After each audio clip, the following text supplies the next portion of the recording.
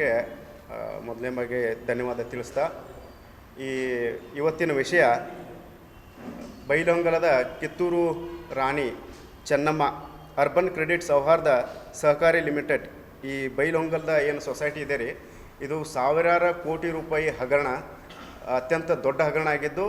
ಆಮೇಲೆ ನಿನ್ನೆ ಸಾರ್ವಜನಿಕ ಒಂದು ಮೀಟಿಂಗ್ ಕರೆದಿದ್ದರು. ಎಲ್ಲ ಸಾರ್ವಜನಿಕರಲ್ಲಿ ನೆರೆದಾಗ ಅಲ್ಲಿ ಒಂದು ಬೋರ್ಡ್ ಕೂಡ ಅವರು ಹಾಕಿದರು. ಏನಂದರೆ ಇದು ರಾಜ್ಯ ಸರ್ಕಾರದ ವತಿಯಿಂದ KPIDಗೆ ಶಿಫಾರಸ್ಸಾಗಿದೆ, ಆಮೇಲೆ COD ತನಿಖೆಗೆ ಹೋಗಿದೆ.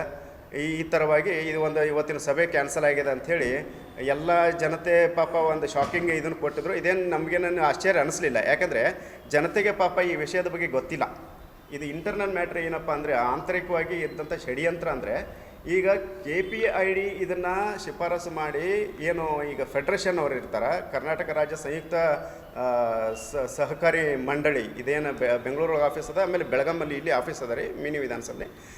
ಆ ಒಂದು ತನಿಖಾ ಅಧಿಕಾರಿಗಳು ಈ ಪ್ರಕರಣ ಇದು ಇಲ್ಲಿ 1300 ಕೋಟಿ ರೂಪಾಯಿ ಹಗರಣ ಆಗಬೇಕಾದ್ರೆ ಎಲ್ಲ ದುಡ್ಡನ್ನು, ಠೇವಣಿದಾರರ ದುಡ್ಡನ್ನು ತನ್ನ ವೈಯಕ್ತಿಕ, ತನ್ನ ಮಕ್ಕಳಿಗೆ, ಆಮೇಲೆ ಸೊಸೆ ಆಗಿರ್ಬೋದು, ತನ್ನ ಹೆಸರಲ್ಲೇ ಆಗಿರ್ಬೋದು, ಆಮೇಲೆ ಫೆಡ್ರೇಷನ್ ಹೆಸರಿಂದ ಆಗಿರ್ಬೋದು, ಎಲ್ಲ ಕಡೆಯೂ ಏನೈತಿ ತನ್ನ ಸ್ವಾರ್ಥಕ್ಕಾಗಿ ಬಳಸಿಕೊಂಡಂಥದ್ದು ಅದು ಜಗಜ್ಜಾಹೀರಾಗಿದೆ ಸರ್. ಯಾಕಂದರೆ ನಮ್ಮ ಹತ್ರ ದಾಖಲಾತಿಗಳಿದಾವೆ. 2014ರಿಂದ ಈ ಒಂದು ಹಗರಣ ನಡೆದದ.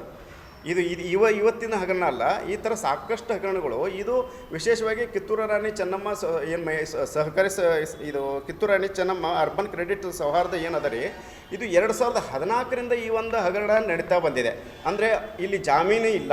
ಈಗ ಯಾರಾದರೂ ನಾವು ಲೋನ್ ತೊಗೊಳಕ್ಕೆ ಹೋದರೆ ಲಕ್ಷಾಂತರ ರೂಪಾಯಿ ಏನಾದ್ರು ಲೋನ್ ತೊಗೊಳಕ್ಕೆ ಹೋದ್ರೆ ಬರೀ ಸಾವಿರಾರು ರೂಪಾಯಿಂದ ಲೋನ್ ತೊಗೊಳಕ್ಕೆ ಹೋದರೆ ಇಬ್ಬರು ಜಾಮೀನು ಕೊಡಬೇಕಾಗ್ತದೆ ರೀ, ಸಿಗ್ನೇಚರ್ ಕೊಡಬೇಕಾಗ್ತದೆ, ಒಂದು ಏನಾದರೂ ಆಸ್ತಿ ಅಡ ಇಡಬೇಕಾಗ್ತದೆ. ಇಷ್ಟೆಲ್ಲ ಆಗಿ ಆಮೇಲೆ ಜಾಮೀನ್ದಾರನಿಗೆ ಕಿರಿಕಿರಿ ಮಾಡ್ತಕ್ಕಂಥ ಎಷ್ಟೋ ಘಟನೆಗಳು ನಾವು ನೋಡ್ತೀವಿ.